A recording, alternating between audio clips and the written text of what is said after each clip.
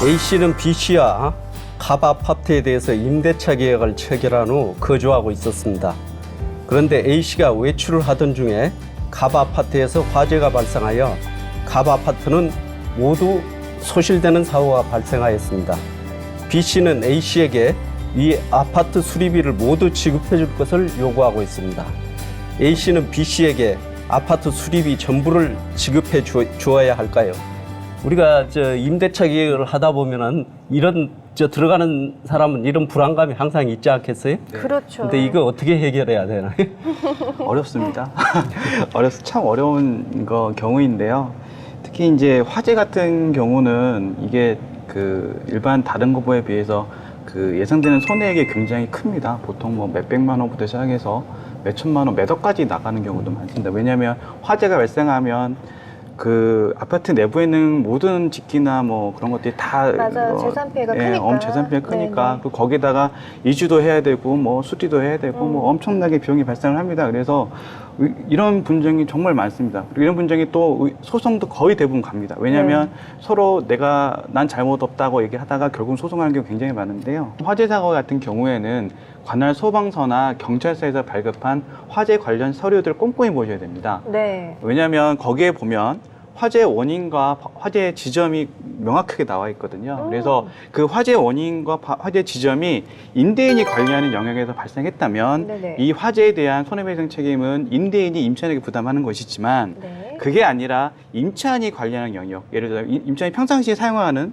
선풍기나 그런 데서 에어컨이나 발생했다고 한다면 그거는 반대로 임차인이 임대인에게 손해배상 책임을 부담해야 됩니다. 그렇군요. 근데 여기서 굉장히 중요한 게 뭐냐면 네. 이게 화재 같은 경우에는 화재 원인이 불명인 경우가 굉장히 많습니다. 왜냐하면 화재로 인해서 모든 게 다 타버렸기 때문에 그 원인을 규명할 수 있는 증거가 전혀 없습니다. 그렇죠. 그래서 소방서나 경찰서에서도 화재 불명의로 최종 결론된 경우가 많고 이런 경우에 명확하게 밝혀지지 않는 경우에 그러면 임차인이 잘못이냐 아니면 임대인이 잘못이냐 그걸 따져줘야 되는데 이런 경우에는 저희 민법에 이런 규정이 있습니다. 그래서 임차인은 최종적으로 임대차가 종료되면 임차 목적을 그대로 반환해야 될 의무가 있습니다.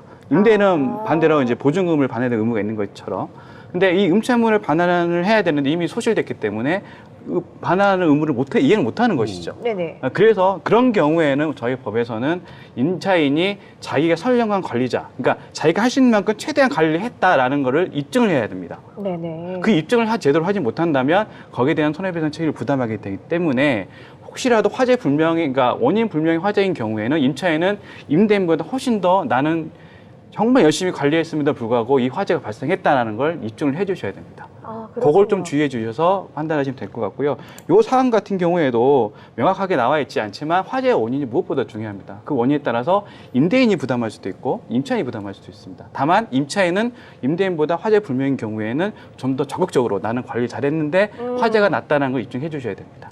그렇군요. 네. 근데 네. 세든 아파트만 탔으면 좋은데 네. 주변 몇 개 아파트가 다 탔다. 네네. 이럴 경우에는 상당히 이게 분쟁이 커지겠네요. 네, 근데 그런 거 같은 경우에는 임대인과 임차인 사이의 그 계약 관계가 아니라 제3자 관계이기 때문에 이거는 이제 민법상 불법행위의 관계이기 때문에 네네. 그거는 좀 더 다른 개념입니다. 그래서 이 당사자 사이에는 계약상의 이제 의무 때문에 이제 문제가 될 수 있겠지만 제3자에게는 계약을 한 사람들이 아니지 않습니까? 그렇죠. 그러면 임차인이든 임대인이든 제3자한테 나는 책임이 없다. 이 화재와 난 전혀 관계가 없는 사람이다라는 걸 입증을 해 주셔야 되고 제3자 피해를 보신 분들은 그러니까 이런 경우에는 또 오히려 임대인과 임차인을 동시에 소송 경우도 많으십니다. 정확하게 나오지 않아서 네. 빠져나지 못하도록. 그래서 굉장히 이게 손해액이 엄청나게 뭐 몇 억짜리 소송도 많고요. 심지어 몇십억짜리 소송도 많습니다.